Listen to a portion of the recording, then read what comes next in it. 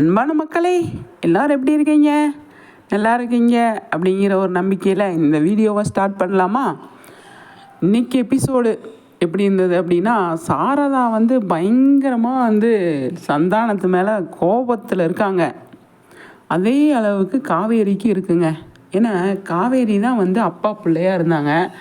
காவேரி தான் எங்கள் அப்பா இடத்த நான் தான் நிரப்புவேன் அப்படிங்கிற மாதிரி அவங்க சொல்லியிருந்தாங்க இல்லையா? அது அவங்களுக்கு பயங்கரமாக பாதிச்சிருச்சு. அவங்க அப்பா இந்த மாதிரி இன்னொரு ஃபேமிலியோடு இருந்திருக்காரு அப்படின்னு சொன்னோடனே அவங்களுக்கு பயங்கர பாதிப்பை கொடுத்துருச்சு காவேரிக்கு. அதை தான் அவங்கள அந்தளவுக்கு உடஞ்சி போயிட்டாங்க. விஜய் பக்கத்தில் ஆறுதலாக உட்கார்றாரு. உட்காந்தா எல்லாம் பேசிட்டு வராங்க. ஒரு சுச்சுவேஷனில் இந்த மாதிரி ஆயிடுச்சு. அது என்ன நடந்துச்சு எது நடந்துச்சுன்னு சொல்லி தெரியல.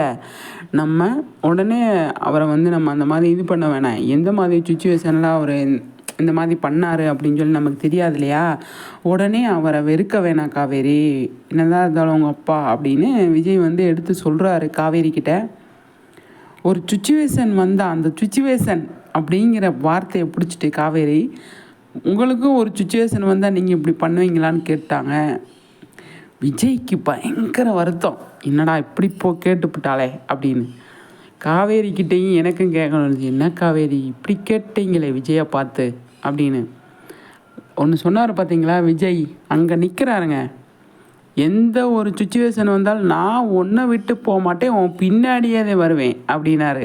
அடித்து போட்டார் பாருங்க. அதுதாங்க விஜய். எனக்கு அதுதான் பிடிச்சிருந்தது. அவ்வளோ அழகாக பேசுகிறாரு, மெச்சூர்டாக இருக்கார். இந்த ஃபேமிலிக்கு அவர் தான், இந்த ஃபேமிலி ஃபுல்லாகவே அவர் தான் தாங்கி பிடிக்கணும். அப்போ அவர் மெச்சூர்டாக தான் இருக்கணும் இல்லையா? அந்த இடத்துல நின்னார் பாருங்கள், சூப்பருங்க. விஜய்க்கு ஒரு சல்யூட். நிஜமாகவே அந்த வார்த்தை ஒரு சுச்சுவேஷனில் அவங்க இருக்காங்க, அந்த இடத்துல போயிட்டு நம்ம எந்த மாதிரி பேசணும் அப்படிங்கிறது இருக்கு இல்லையா? அதை கரெக்டாக பண்ணார் அப்படின்னு தான் நான் நினைக்கிறேன். விஜய் சூப்பராக இருந்தது. ஆனால் இந்த சாரதா பயங்கரமாக கோவப்படுதுங்க. இப்படி பண்ணி விட்டாரே, இப்படி நம்மளை ஏமாற்றி விட்டாரே அப்படின்னு. எதுக்கு இந்த கதை இப்போ புதுசாக வந்தது? எதுக்கு இப்போ சந்தானத்து மேலே இப்படி ஒரு பழி விழுந்திருக்கு? பழி அந்த ஃபேமிலி வேணும்னே பழி போட்டிருக்காங்களா, இல்லை என்ன ஏதுன்னு ஆராய்ச்சியே பண்ணாமல் கிளவியை பிடிச்சி கத்துன்னு கத்துது இந்த சாரதா. பிள்ளைய பார்த்தியா அப்படின்னு. பாவம் அந்த பாட்டி என்ன செய்யும்?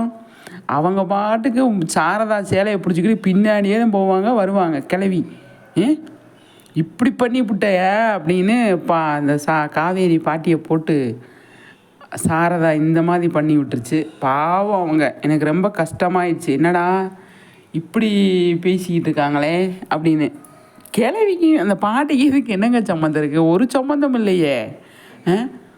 என்ன பெற்றதை தவிர, மயனை சந்தானத்தை பெற்றதை தவிர அது எந்த பாவம் பண்ணலையா அப்படிங்கிற மாதிரி இருந்தது. ஃபேமிலியெல்லாம் வெளியில் தான் இருக்காங்க, இது ஃபுல்லாக வீட்டுக்குள்ளே நடக்குது. அது மட்டும்தான் இன்றைக்கி நடந்தது. இன்னி ரிஜிஸ்ட்ரேஷன் இருக்குது, இந்த அது இருக்குது இது இருக்குது, நிறைய விஷயங்கள் இருக்குது. கிட்டத்தட்ட ஒரு 5 நாள் ஷூட் பண்ணியிருக்காங்க. அதில் எனக்கு தெரிஞ்சு 50 நாள் ஃபுட்டேஜ் எடுத்திருப்பாங்கன்னு சொல்லி தோணுதுங்க. அந்தளவுக்கு நைட்டும் பகலும் உழைச்சி அங்கே எடுத்திருக்காங்க. அதுக்கப்புறமா பார்த்தீங்க அப்படின்னா என்ன நடக்க போகுது எது நடக்க போகுது அப்படின்னு வெயிட் பண்ணி தான் பார்க்கணும். இன்றைக்கி எபிசோடில் பார்த்தீங்க அப்படின்னா காவேரி, விஜய், சாரதா இவங்க 3 பேர் தான் இன்றைக்கி டைலாக் பேசினதே. வேறு யாருமே பேசலை அந்த இடத்துல. சாரதா தான் கொஞ்சம் பயங்கரமாக புருஷனை பேசியிருந்தான். இப்படி பண்ணி இப்படி ஏமாந்துட்டேனே, ஏன் புருஷனை பற்றி பக்கத்தில் இல்லை அப்படிங்கிறதுனால அவங்க அந்த சந்தேகம் வருது. ஆனால் இது யாரோட வேலையாக இருக்கும் அப்படின்னு சொல்லி யோசிக்கணும். அப்படி யோசிக்கணும். அதை காவேரியுமே யோசிக்கலை. அவங்க திடீர்னு வந்தோடனே நம்ம அப்பா இப்படி பண்ணியிருப்பாரோ அப்படின்னு அவங்க யோசிக்கிறாங்க. இல்லை யாராவது கிளப்பி விட்டுருப்பாங்களா அப்படின்னு யோசித்தா கொஞ்சம் தெளிவு கிடைக்கும்னு நான் நினைக்கிறேன். இப்போ இவ்வளோ ஸ்ட்ராங்காக இவ்வளோ ஆணித்தனமாக இவ்வளோ இதாக சொல்கிறதுனால எனக்கு தெரிஞ்சு உண்மையாக இருக்கிறதுக்கு சான்ஸ் இருக்குங்க. ஏன்னா இவ்வளோ ஸ்ட்ராங்காக இவங்க நம்புகிறாங்களே, யார் காவேரியும் சரி சாரதாவும் சரி இவ்வளோ ஸ்ட்ராங்காக நம்புகிறாங்க. அப்போ உண்மையாக இருக்கிற மாதிரி கொண்டு வருவாங்களா? சந்தானம் இல்லாத மனுஷனை ஏங்க இப்படி போட்டு பண்ணுறீங்கன்ற மாதிரி தான் எனக்கு இருந்தது. உயிரோடையே இல்லை, அவரை எதுக்குங்க இந்த மாதிரி டார்ச்சர் பண்ணுறீங்க, கொஞ்சம் விட்டுருங்களேன் அப்படிங்கிற மாதிரி எனக்கு கேட்கணுன்னு இருந்தது. பார்ப்போம் என்ன நடக்குது எது நடக்குதுன்னு சொல்லிட்டு. சரிங்களா, நிறைய விஷயங்கள் மகாநதியில் போயிட்டுருக்குங்க. எல்லாமே வந்து காவேரி சாரதாவை வச்சு தான் இருக்குது. விஜய் இன்றைக்கி சூப்பராக ஸ்கோர் பண்ணிட்டாரு. அடுத்தடுத்து என்ன நடக்குதுன்னு சொல்லி நம்ம வெயிட் பண்ணி பார்க்கலாம். நீங்கள் நம்ம சேனலை ஃபாலோ பண்ணிகிட்ருங்க, மறக்காமல் சப்ஸ்கிரைப் பண்ணி லைக் பண்ணுங்கள். மகாநதி சம்மந்தமாக வரும் உடனே நம்ம வந்து வீடியோஸ் போட்டுட்ருக்கோம்.